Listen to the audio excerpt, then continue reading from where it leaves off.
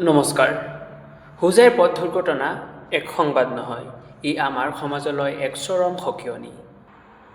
4টা জীৱন নিমিষতে শেষ হৈ গ'ল, 4টা পৰিয়ালৰ সপোন ধূলিসাৎ হ'ল। কিন্তু এইটো কেৱল এটা হেডলাইন নহয়, ই এক ভয়ংকৰ সতৰ্কতাবাণী। এই ঘটনাই আমাক এটা কঠিন প্ৰশ্নৰ সন্মুখত থিয় কৰাইছে। আমাৰ জীৱনৰ মূল্য পথৰ কেইটামান মিনিটৰ গতিতকৈ কম নেকি? গতিৰ নিচানে মৃত্যুৰ ফান্দ। আধুনিক যুগত মানুহৰ ধৈৰ্য কমি আহিছে।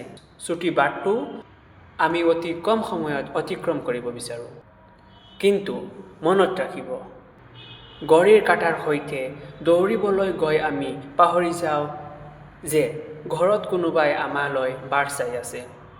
আপোনাৰ বাহনৰ গতিবেগ যিমানেই বেছি হ'ব, আপোনাৰ জীৱনৰ ওপৰত নিয়ন্ত্ৰণ সিমানেই কমি যাব। গতিত নহয়, জীৱনত আগবাঢ়িবলৈ শিকক। আপোনাৰ সুৰক্ষা আপোনাৰ হাতত প্ৰায়ে দেখা যায় যে চালকসকলে হেলমেট পিন্ধা বা ছিট বেল্ট লগোৱাটো এটা বোজা বুলি ভাবে।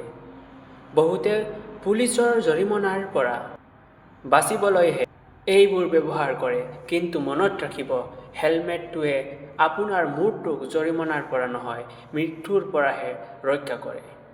শেষত মনত ৰাখিব, আপুনি ঘৰৰ পৰা ওলাই যাওক, আপোনাৰ মা-দেউতা, পত্নী, সন্তানে আপুনি কুশলে উভতি অহাৰ প্ৰতীক্ষাত থাকে। আপোনাৰ এটা ভুল সিদ্ধান্তই তেওঁলোকৰ গোটেই জীৱনটো আন্ধাৰ কৰি পেলাব পাৰে।